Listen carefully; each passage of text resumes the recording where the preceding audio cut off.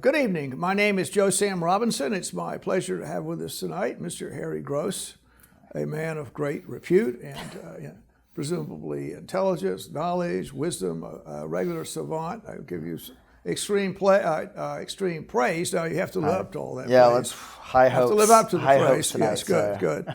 Well, there are lots of contrary things in the world, lots of tensions and unpleasantness and suffering and pain.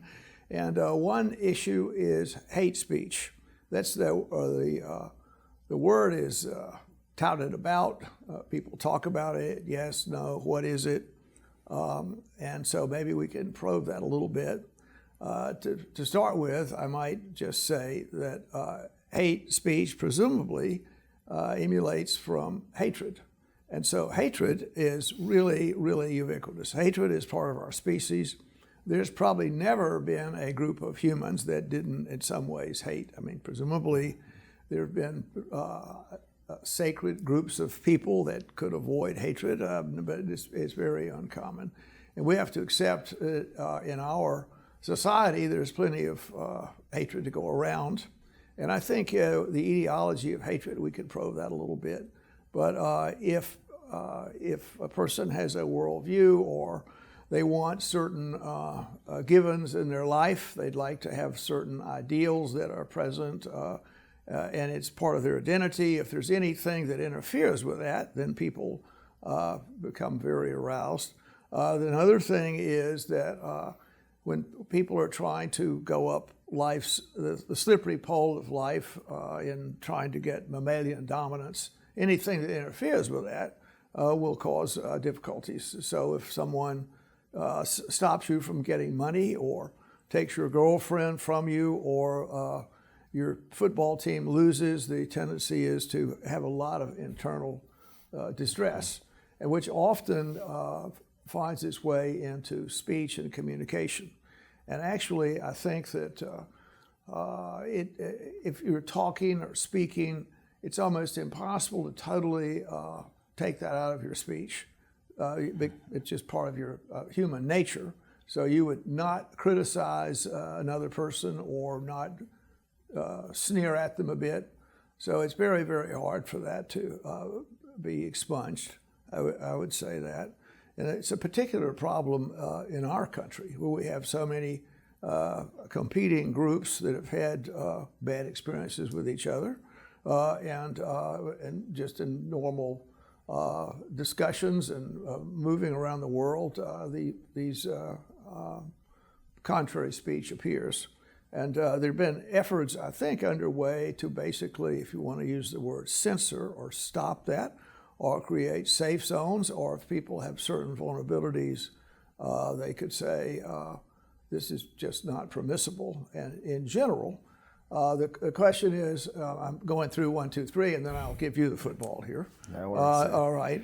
In general, I think the idea is the person that is often the judger, the judgment provides the judgment of whether it's hate speech or not, is the person that might take offense to whatever is said. So a person could innocently say something, whatever they might say, and they could say, well, I guess Germany lost the war or something like that. And there was too bad they started the war, which is actually rather true. World War, they did attack Poland, so it's true. On the other hand, someone that's quite sensitive would say, well, that's hate speech, bringing that up. And that's the way, well, that's not hate speech, says the other person. The German person says, yes, it is. I consider it hate speech, and I don't want you to bring that up around me, or I'll do something. Okay. Well, all right. Well, that's a good springboard. Now, what are your observations on hate speech, and particularly in our present world? Do you have any thoughts? I mean, there is really no such thing as hate speech. Legally, there's just speech we hate most of the time. And there is no shortage of that. That's for sure. The climate we see today, which we do have an extreme escalation in rhetoric that seeks to dehumanize, to denigrate, to perhaps inspire or incite violence against individuals or groups. That increase to me is a reflection of the breakdown of institutions in our country. If you look at kind of at a theoretical level, and then the application of this works more or less close to the model, the way you combat hatred is to build trust. If you have a high trust society, you have two individuals that trust each other, two groups that trust each other, there is limited expression of hatred at the macro level. The individual level you can't control that. People always find a reason to hate each other. It is our nature. You're absolutely right. But if you can build institutions that give people shared goals, shared ideals, that bring them together and let them learn to trust each other, over time, you usually see a decrease in hate speech. These institutions have always been challenged, and they've grown and adapted. It's the great strength of liberal democracy, is our ability to adapt ourselves to new challenges. And that adaptation process is always difficult, right? You have the 1920s and 30s in the United States. You have the civil rights era.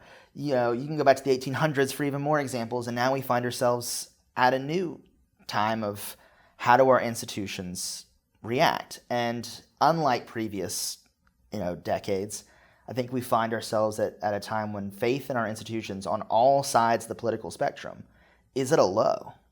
And if there's no faith in institutions, there's no faith that things can get better, what other alternative do people have but to express that frustration publicly? Well, yes. Okay, so there are many institutions, institutional strength, there are all kinds of things involved with that. I mean, you could say that a really powerful institution will limit freedom. But you could say, well, some of what goes on is I want to express my disdain of whatever. I mean, politics often plays a role in this. I don't like this person, and I'm going to be very disdainful of him or her. And so maybe some of the issues are that you could say, well, there's hate speech, yes, or hate speech, no.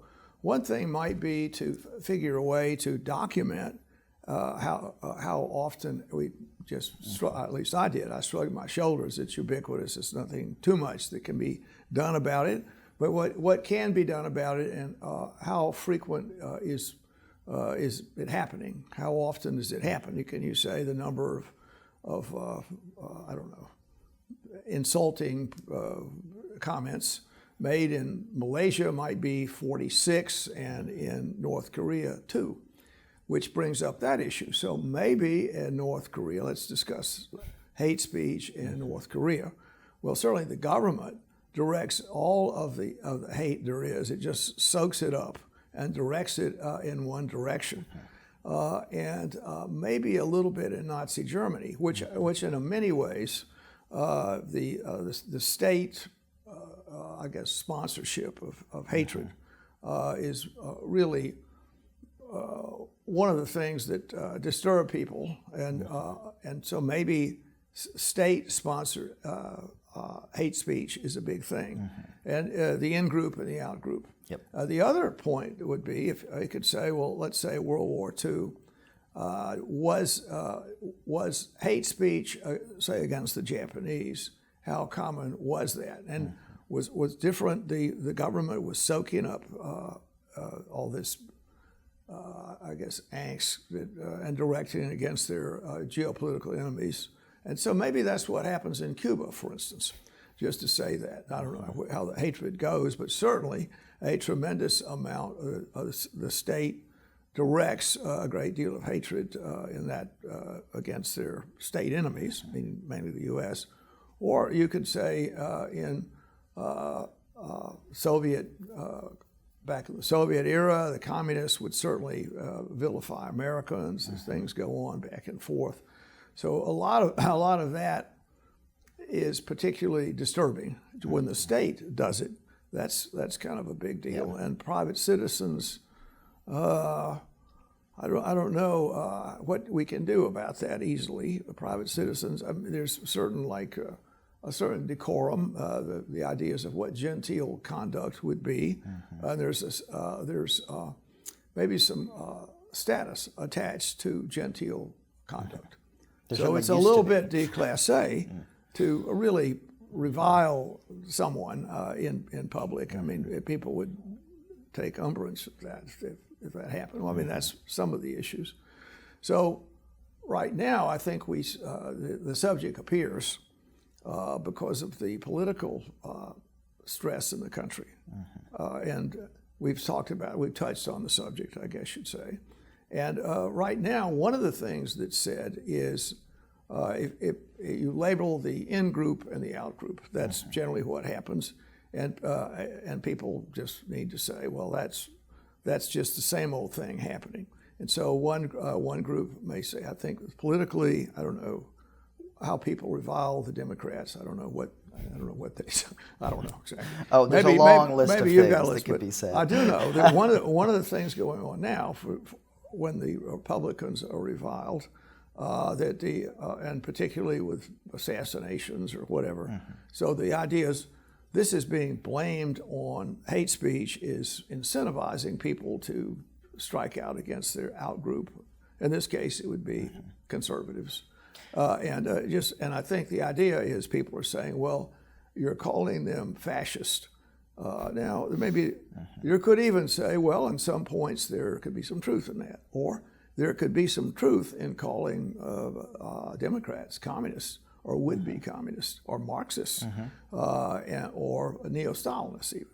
Whatever appellation that you wish to come up with. There's generally a patina of something in it, 2%, 1%. You can always associate someone with a bad person, the devil, however you want to view. You're a soldier of the devil. You drink beer on Sundays, or whatever the deal is. I mean, you could say, well, you drink beer on Sunday. You're a devil worshiper or something, or Satan's part of Satan's army, or whatever you wish to say. The Temperance Crusade calls. They want the rhetoric back. Right, so, I mean, what is? I don't know. Is there any real solution to that? I mean, you could encourage people to be polite to each other. You could do that and say that's a part of a status hierarchy. If a person is exquisitely polite, that always sounds good or is good, and you get some credit for that. On the other hand, I think what some people object to is we're not going to have this discussion. And let's see, the young man that was killed, he was trying to allegedly provoke discussion, and we can't have discussion. And that's what I've observed in many ways about people being unwilling to discuss issues because it's so difficult. I mean, if you say, well, let's talk about whatever you want, taxes. We'll have a conversation about taxes. Taxes are good. Let's tax the rich. Okay, taxes are good. There's a disappropriation of money in the world. Things are wrong. We need to, and so therefore I want to take your car or something like that. I don't know, whatever the deal is. Well, that's the way the people construe it. And once you get into this discussion, it's extremely difficult to maintain tranquility. I think particularly because, and I think it's been my experience, when people, quote, discuss something, they're not truth seekers particularly. They want to batter the other person. So we're going to talk whatever you want to talk about. Life in Cuba. Whatever we talk about life in Cuba. Well, it's a nice place. Maybe there's whatever the music is nice. The sea breezes are nice. Whatever the tropical birds sing at night. Whatever. But maybe all these bad things there. And but the people would have a very defensive attitude or an assaultive attitude on the discussion. So it would be very difficult to really discuss Cuba without getting one's ego involved. There are many things you could say, whatever you want to say. Primary school, I don't know, highways, whatever you wish to talk about. When people discuss this, their ego is involved and they turn it into an ego assertion. We're trying to discuss Cuba. Well, I'm going to defend Cuba. I'm going to attack it. Or taxes. I'm going to say, high taxes are good. And so, no, that's bad. And each person might have their predispositions as to what serves their interests in these conversations. That seems to be a ubiquitous problem.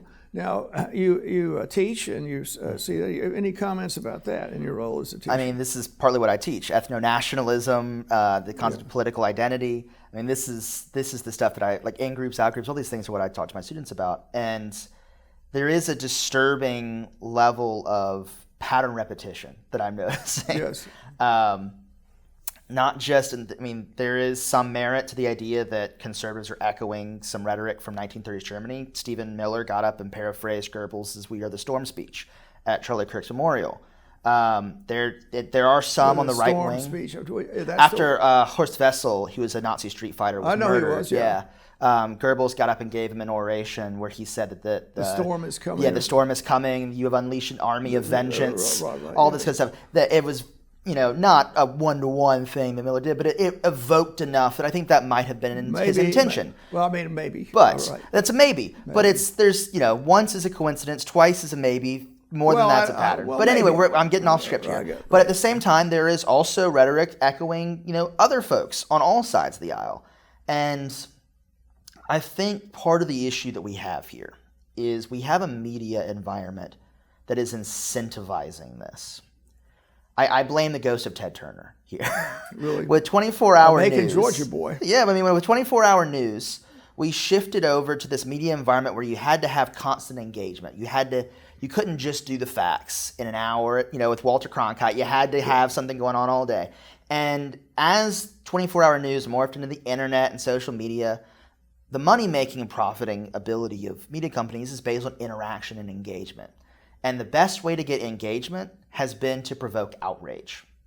It's the tabloid model of journalism, right? You get people who go, and you just shock their sensibilities. And this is where the media environment that is incentivizing this level of, at first it was just panels where you didn't get news shows anymore. You had people yelling at each other on TV. It's great TV.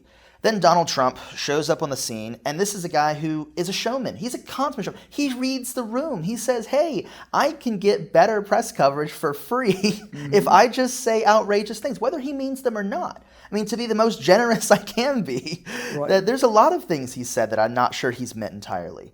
But what it has done is it has created an environment where that level of rhetoric gets amplified, because then for the other side to get heard, they also have to get outraged, and it creates this, zero-sum cycle of death. I think we have to say it's on both sides. And then going back to the Walter Cronkite era, you could make the case that people were sort of passive. Listening to the nightly news, and they trusted Walter Cronkite. Yeah. Now, whether he trusted institutions, maybe, but what he actually said, how true was it, and how was that vetted, and then you get into the whole story, the Ministry of Truth kind of deal. Mm-hmm. So so maybe it's about the whole discussion about hate speech. I think we have to be careful that when we probe the reality of the world. Of course. Somebody is going to be offended by whatever you say, and so you're.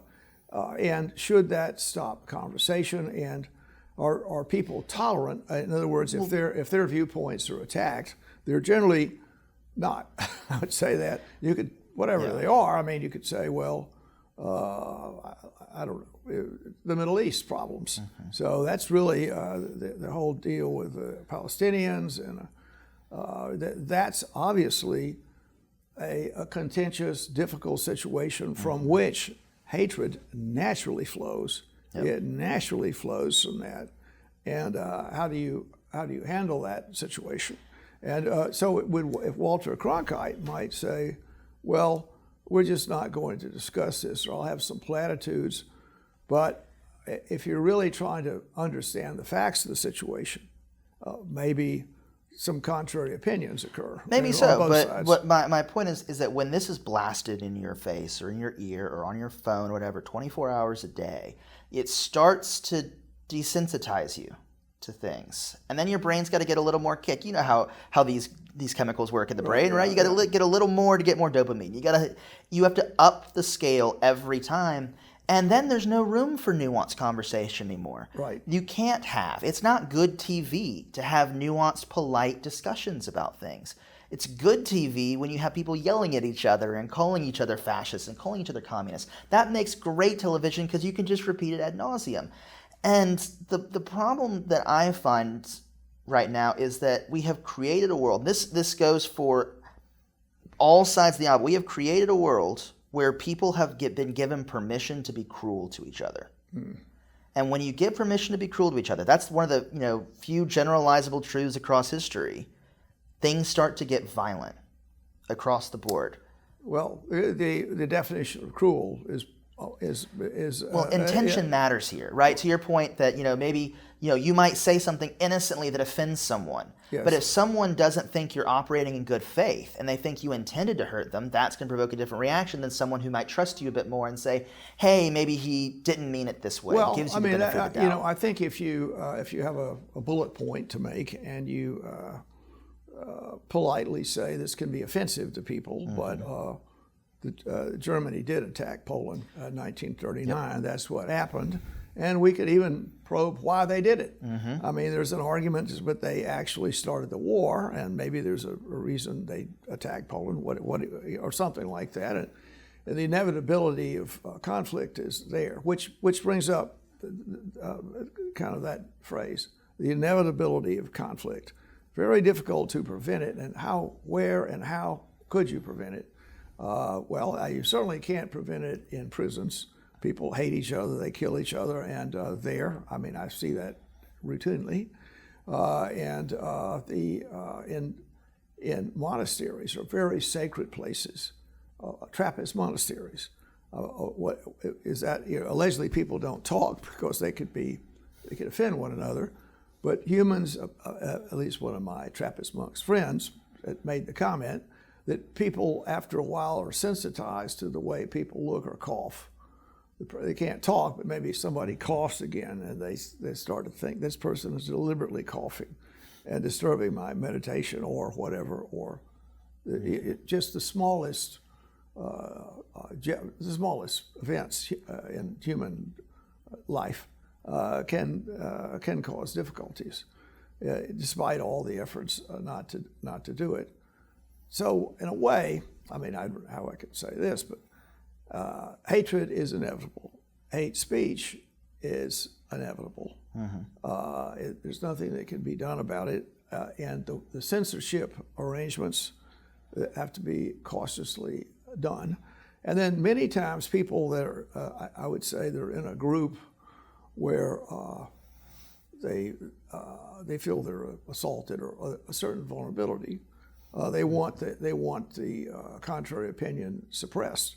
And you could say conservatives, whatever they are, but they don't like being called fascists. They don't like this, and then they say, well, any evil that happened is referable to this event. And liberals don't like the charges against them for whatever, what are they? Something like sexually destroying children or something, changing their gender or whatever, or something like whatever. Whatever particular thing people want to cast in their direction, and often the way this happens is people may wish to, allow some gender possibilities that weren't around before. Maybe that's the way they start the conversation, and then the extreme arrangements, then they're attacked from that. And conservatives may wish to, defend the borders, whatever they wish. And then their children are caught up in this arrangement, and so there's a cruel person that injures small children or whatever. So that's the way it goes. And almost any, I think we have to say this, almost any human action, anything that you do, a person can find reasons to attack you. And whatever your personal, whatever, appearance, opinions, anything, people can find a way to attack you. Your whatever, your accent, I don't like your accent, it's something, or they mock your accent, or whatever the deal, whatever sensitive thing you can find, people will will discover it and try and injure you with that. And I don't know what we do about that. I mean, so should we have criminal? We've discussed whatever the Constitution, the First Amendment. The story is about free speech, and I think why do we have such a desire for free speech? And certainly in the British government of the 18th century, the idea was that, or 17th particularly, you just couldn't routinely say something or criticize the king or do this or do that. So people really wanted the ability to express themselves as part of a new world order. And now maybe that's a more difficult arrangement. Yeah. We have to deal with the tolerance paradox in the sense that if we have completely free, uninhibited speech, eventually the loudest, most vitriolic voices end up drowning out everyone else. You have to, if you want to preserve freedom of speech, put certain limitations on it. And we've drawn some lines. It's one of the least regulated but most heavily categorized, regulated areas of constitutional law. And we only have a few ways where speech is truly criminalized. One of them is the incitement of violence. And even then it has to be the incitement of immediate violence or direct threats. The Supreme Court has ruled in a couple cases that even if you incite violence at a later unspecified date, that's protected. Right. That there are a couple of limits here, but I think where we need to move, if I were going to craft a recommendation, I would argue we need to look at speech in the sense of its intention and its target. If speech that is hateful because its target is something that is outside of someone else's control, their age, their sex, their sexual orientation, their height, their accent, I mean, whatever that kind of stuff is, their race, all these things that are outside of someone's individual control, that to me should be prohibited speech. If the speech is for something they can control, their actions, their policy preferences, their beliefs, that's something that is fair game, because people can always say, well, I don't like that you called me a fascist, but maybe I could change something about that. Maybe I am doing something that lead me to be someone to call me a fascist. Or I can say, well, you're a dirty communist. Who cares what you think? Right. I mean, let's probe how these names appear. Yeah. I mean, why, if you're a communist, or what does that mean? And you may have supped a little bit from the cup of communism. Oh, once upon a time, I was a dyed-in-the-wool communist. I used to be a card carrier with the Democratic Socialist of America. Then I took economics and learned my lesson. Well, okay, well, good. I'm glad. Maybe you should go into business and learn another one. Go into business and learn another one. But also fascist, well, okay. Yeah. Mussolini made the trains run on time, and the totalitarian, authoritarian, nationalist state. Is that what that means? But it also means that injuring people. Yep. Hurting. If you're in people. the in group, it is the greatest place ever. I mean, for Nazi Germany, for ordinary Germans who were not Jews, who were not homosexuals, who were not liberals, who were not gypsies or priests or anything like, life got better under the Nazis. Well, maybe. For the vast majority of the average Germans, it was a political philosophy of the little guy. Rather like Trump, I can say. In a sense, and that's why I don't think that all comparisons that we hear today to fascism are fair. I don't. Fascism is very specific. Well, I think I would be restrained about that. In other words, I think it's overused. That's right. It diminishes it if you it does. discontinue. And so the word has been diminished. So after a while, that's a problem. Now, I'm going to make one more comment. We don't have a lot of time left.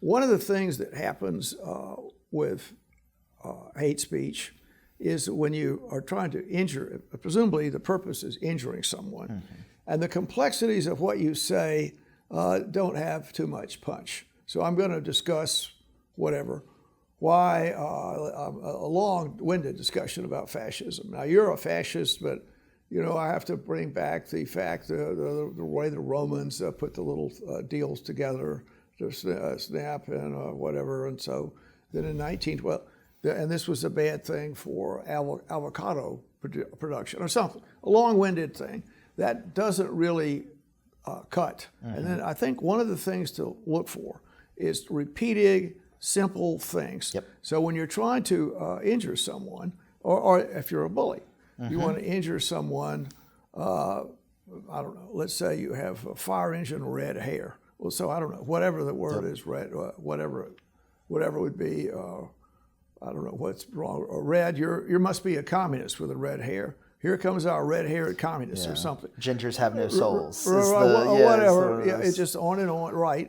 Just one little comment. So going back and forth, that's one little comment.